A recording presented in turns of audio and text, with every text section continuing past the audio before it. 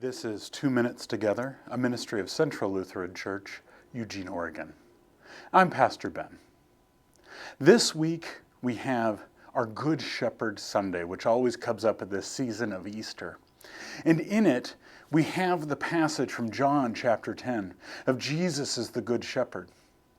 But in the passage, there's one aspect I'd like to focus on.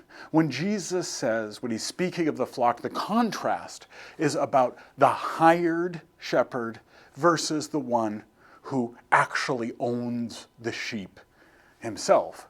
And he says in it, I know my own, and my own know me. There's a lot of other things going on in that passage, and sometimes I think we can get distracted by some of them, but I'd like to focus on just that one thing. I know my own, and my own know me. See, for our devotion this week, really, it could be subtitled, So who are you?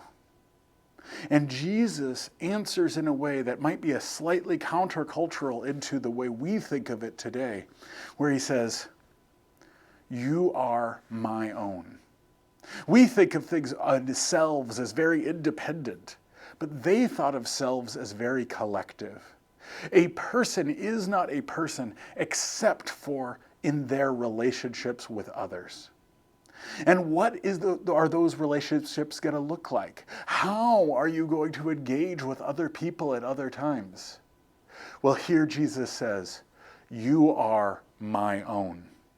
I know you the way I know God the Creator, Jesus will later say.